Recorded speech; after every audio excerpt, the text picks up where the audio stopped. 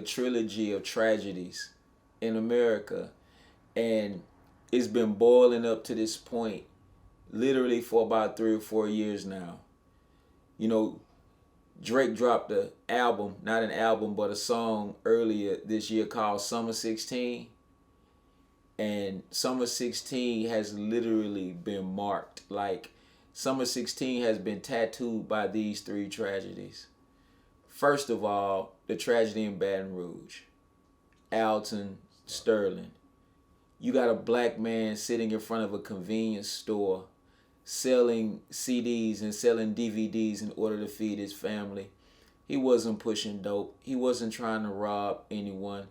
Any 4 ways a man is sitting out in the hot sun in front of a convenience store pushing music and movies, whether it was bootleg or not, trying to feed his family, that's something honorable. You understand what I'm saying? There's so many things of an illegal nature that you can be out here doing.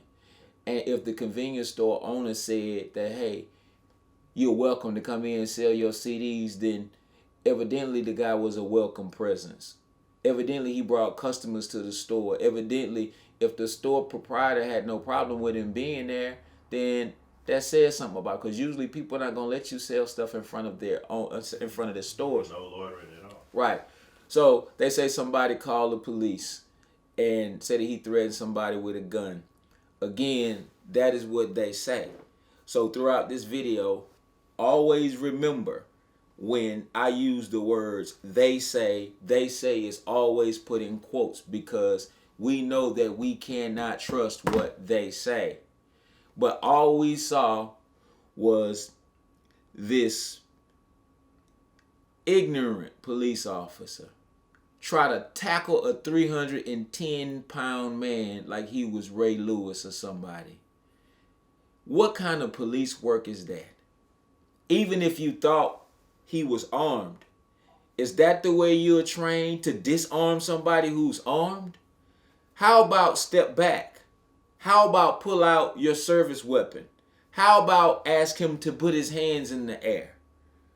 What happened to that? You tackle a 300-pound man, and when the two of you have trouble pinning him down in the beginning, then you pin him down. All of a sudden you hear, oh, he's got a gun. And this man ends up with several gaping holes in his chest, just bled out onto the concrete in front of the entire population of the United States of America. Everybody's seen that video. You're talking about a country who was psychologically traumatized. And anybody who says that that could not have been prevented is someone who has no respect for black life, period. So my prayers go out to that brother's family. To watch his son weep the way he wept at that press conference the following day. You see, it's really been put in our face, and we're being slapped with our real position, our real condition, and where it is that we really stand in this country. And it's very hurtful to people. Like, my people are in pain right now, like I haven't seen them in a very long time. We've never seen a video that graphic. The pictures of Trayvon were horrible. Seeing Eric Garner get choked out was ridiculous. Seeing Mike Brown lay down in the middle of that street was ridiculous. Seeing Walter Scott, I believe that's what the brother's name is, shot in the back in South Carolina was just horrifying.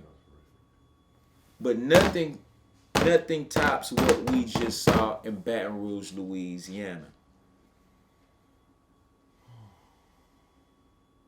And not only are we psychologically traumatized by it, but imagine knowing deep down in your heart that you watched a murder take place, and before the legal process even gets started, you already know in your mind that the murderer is not gonna pay. Imagine that.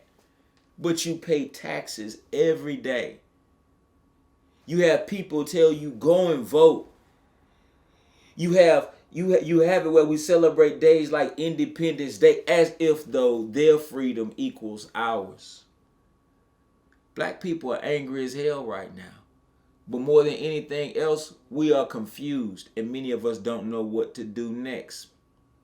So we're already in this state and trying to figure out what it is we're going to do about Alton Sterling. And then Diamond Reynolds decides to go live from Minnesota directly after her boyfriend has been shot by a police officer. Yeah, he had a gun, but he has a license to carry a firearm. And this should be a lesson and a message to us. You see, open carry for white people means open season on black people. Officer asks you to go and pull out your license and registration. You go for your license and registration and he shoots you 3, 4, 5, 6 times in front of your 4-year-old baby? This is America. Let it sink in. This is America. The brother bleeds out, he dies. With us watching. See? Philando, Castile. Yeah, we watching while this is happening.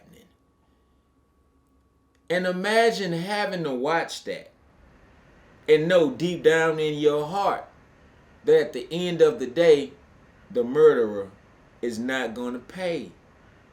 But let me just do a sidebar and say a public thank you and a public salute to one of my sheroes right now, and that's Diamond Reynolds. Philando Castile's girlfriend. I mean, I know grown men who would not have handled that situation the way she handled that situation. I know grown men who would have been too afraid to grab her phone at a time when her boyfriend was sitting beside her, the life leaving him after hearing, those gunshots. Like I've dealt with weapons before. I know how debilitating to the mind gunshots can be. Bang, bang, bang, bang, bang. When you hear gunshots, it shocks you. It freezes you. But that sister was determined that they were not going to murder her boyfriend in cold blood without the world knowing what happened. So she grabs her phone and she's holding her phone while the officer is still irate. And the officer is saying to her, keep your hands where I can see them. She looks and says, yes, sir. I will keep my hands where you can see them. I sure will. And she goes back to America. America, I'm live right here in St. Anthony, Minnesota. My boyfriend is dying. This is the officer that did it. They're murdering us. They're killing us. Do you know what kind of courage it takes to do that? Do you know what kind of generalship that you have to have in your mind and in your spirit in order to be able to execute something like that? That sister right there is a soldier. And she deserves our protection. It is our job as men to protect our women. But in any event that a man is gunned down and he's unable to protect his woman, he wants to be with a woman who knows how to handle a situation like that. And that sister knew how to handle it. So don't talk to me about black love without talking to me about Diamond Reynolds. Strong soldier, strong sister, and I say salute to you. Now, then a day later, I walk into the house just last night and I see the news. Dallas, Texas, a city I'm very familiar with. 11 people shot, 5 officers dead. Wow. Wow. I can only speak so much about this situation because facts are still unfolding. But what I can say is this. There have been 21 police officers that have died by gunfire this year. 52 officers altogether have died in the line of duty, 21 by gunfire. But did you know that Alton Sterling was the 558th citizen killed by law enforcement in this country? And we're only halfway through the year. So We can't make the comparative analysis of cops dying at the hands of citizens versus citizens dying at the hands of police officers. There's no comparison. For if there was a war between the two, we're losing. 558, which means that Philando Castile had to be 559. And if every 28 hours a black man or black woman is killed by law enforcement in America, that means that somebody's gotten killed since then. So the numbers are steady climbing. And the difference is very clear. Whoever shot those officers will pay the price. But whoever those officers shot will not receive justice. That's the pattern in America. That is the historical footprint that has been left for us. And people keep telling me, Brother Deric, you need to have hope. Hope based upon what? Give me some. I got women calling me in full-fledged agony, in tears, saying, I don't know what to tell my sons. I had a sister that I talked to the other day, 7 months pregnant. She feeling a certain type of way about birthing a black male into this society. But you want me to tell them to have hope? There is hope, but not in this system. Now I'll just say this and I'll end the video. Were it not for the murders in Baton Rouge of Alton Sterling and the murder of Philando Castile in Minnesota, there would have been no protest in Dallas. Were it not for the murders of Alton Sterling in Baton Rouge and Philando Castile in Minnesota, there would have never even been a protest in Dallas. I want you to think about that. Just think about that.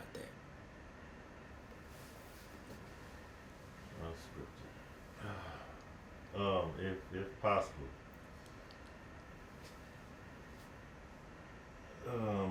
President Obama had a quick speech last night.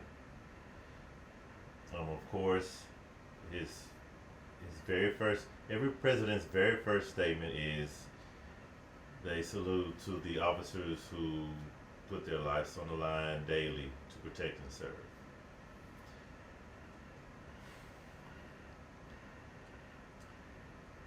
Do you think there's an inner feeling that he has where he really wants to lash out, but he just feels that he can't?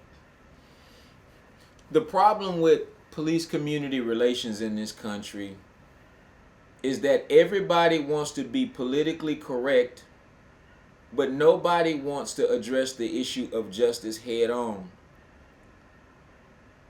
To salute the men in blue is the politically correct thing to do. To reach out to the families of those officers who they say died in Dallas is the politically correct thing to do.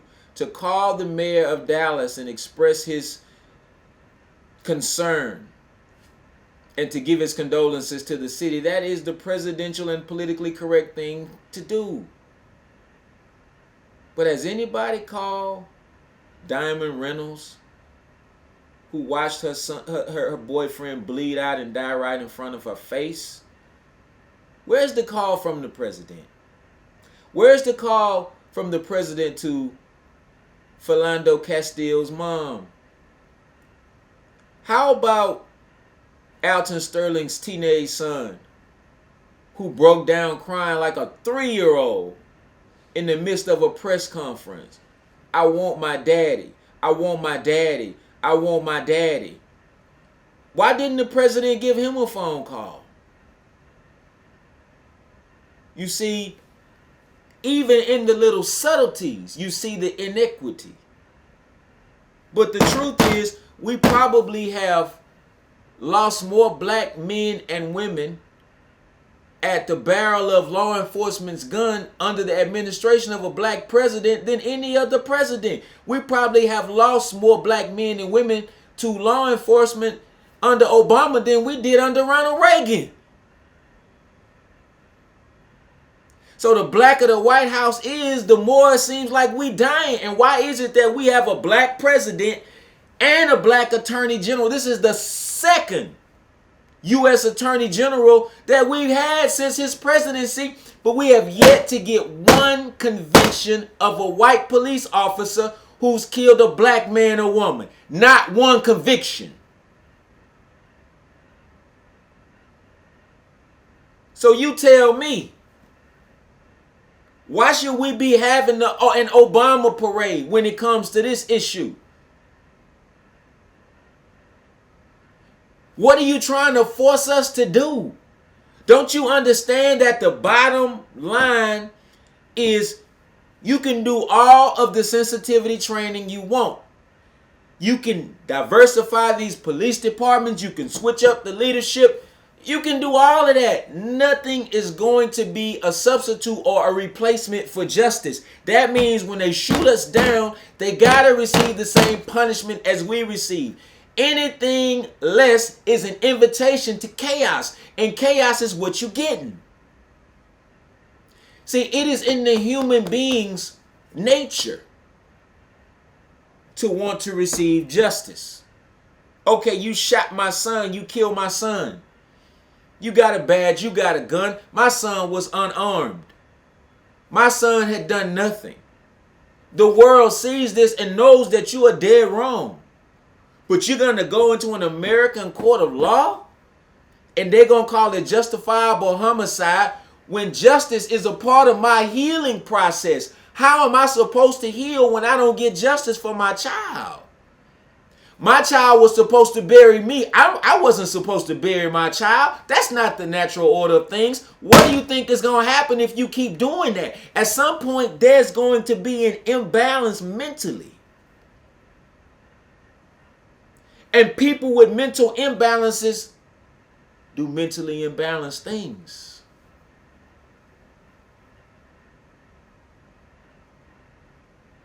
So if the man that they've shown on the television to be the Dallas sniper, because they're saying that he told them he did it because he was mad about Black Lives Matter. First of all, listen to that language. He did it because he was mad about Black Lives. Why would he be mad about Black Lives Matter? Number one. Number two, if you all in the shootout, at what point did you all have this sit down, this dialogue, this conversation? Because what I know about snipers don't conversate. They don't talk. Snipers shoot. They lead the talking to the commentators. They lead the talking to the politicians. But now we have them telling us what he said before he died because they want to be able to communicate a motive to us. I'm not going for it, you see. But even if that was the case, ask yourself the question. Had we convicted Zimmerman the way we know we should have? Look at George Zimmerman now. He's a model citizen, isn't he? Now everybody can see him for the lunatic that he is. But he got away with killing Trayvon Martin. They just exonerated a couple of those who were responsible for Freddie Gray's death. Man died of a broken neck. I guess he broke his own neck. What if they had convicted those who killed Eric Garner? What if they convicted Darren Wilson for the murder of unarmed Mike Brown? These are the big nationwide cases. Let's not talk about Jordan Baker and all of the local cases. What if those families of the victims had received justice and the climate was not as such to where we didn't feel like we were operating behind enemy lines? Do you think those officers who were allegedly shot in Dallas would still be alive? See, I've been saying this for like 3 years now. When these cops kill us and the court systems let them go, you create a dangerous climate, not just for us, but for police officers. It's a dangerous climate for us because now you have officers on the street who believe that if they decide to become trigger happy one day, doesn't matter the circumstance, we will get away with it. That's dangerous for us, but it becomes dangerous for law enforcement because the Honorable Elijah Muhammad said that injustice produces mental imbalance. And people are going to start to become psychologically impacted and disturbed by all of this injustice. What happens when you pin somebody in the corner and you don't give them a way out? They develop a by any means necessary attitude. So nobody wants to see innocent people lose their lives. Nobody wants to see that. But if they don't start giving us justice in accord with the laws of this land, then unfortunately it will probably get worse before it gets better. No justice, no peace. This is Deric Muhammad Unscripted. And before we go, one more scenario I want to speak on. As this has been in the news for the past few years, never once has any official, the president, anyone during a press conference, has ever brought up the investigation of the proper protocols or trainings of police officers. Meaning, did the officer do what he was trained to do? Is there some written documents of training that says this is the proper protocol when approaching the suspect? We've never had any press conference on the actual training of these said officers. I'm glad you brought that up because training is a very critical subject in the legal realm when it comes to these police shootings. If you can prove that the officer was not trained properly, then you can win millions of dollars in court when an officer kills you, hurts you, maims you, etc., etc. So one of the reasons that they stay away from open criticism of the training is because it's going to cost the government money. When a police officer kills someone and you can prove that they weren't trained properly, it says that the government who trained them is liable for that person's death, and it's going to cost them millions of dollars. Now, there have been times when training has been brought up. Again, go back to the arrest of Alton Sterling in Baton Rouge. Again, as soon as the video comes on, the first thing you see is this fool tackling a 310-pound man. That's nowhere in police training where you tackle somebody like that as if though you're on a football field. That is what I believe was the catalyst for the chaos. That's what started the chaotic situation. You don't tackle a suspect like that. So the training is very, very important. But see, they'll go back, they'll look at the encounter, they'll dissect it, and they'll go as far as saying, oh yeah, our officers made these mistakes. They didn't follow their training. They'll do that. They did it in the Sandra Bland case. He didn't follow his training. So what do? I think when they found out that the officer who arrested Sandra Bland didn't follow his training, they did something like suspend him for a few days. You see what I'm saying? Put him through another training. Yeah. And he was ultimately indicted for perjury. Really? The lady's dead. And you indicted him for perjury. And we're supposed to be happy about that? So they probably will criticize the way the officers handled the encounter. But the question becomes, are you going to punish them for murder? See, in these police departments, bro, they got training manuals up to here. And when these officers violate what's in the training manual, they violate what's in police policy. It doesn't matter. Why? Because they're not going to punish them. And that's what it boils down to. See, people are saying, well, you know, we got to draft legislation. What the hell good is it for us to draft all this damn legislation to rein in these police officers if no judge is going to punish them? The legislation is not worth anything. The toilet paper in your bathroom is worth more than the legislation if nobody is going to enforce it. We already got legislation. We already got rules and regulations. We already got procedures and policy. We already got training manuals. We got that already.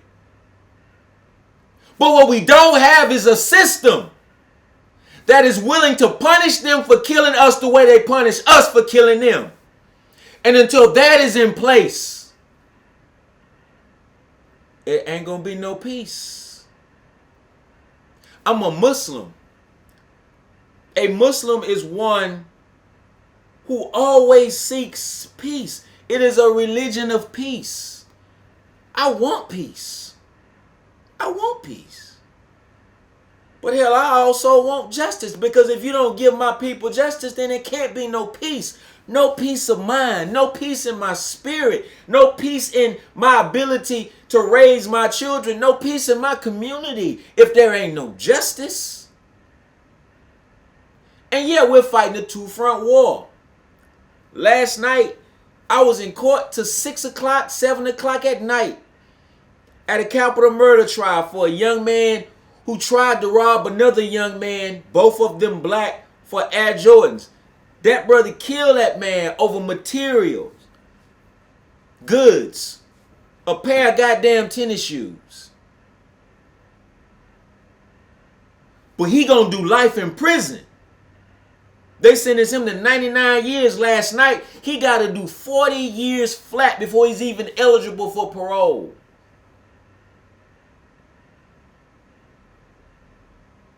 "20 years old. He was 16 years old when the shooting took place. So don't tell me that when we say Black Lives Matter, that we're not just as hard on our own as we are on others. I watched him get life. I had to stand there and take it.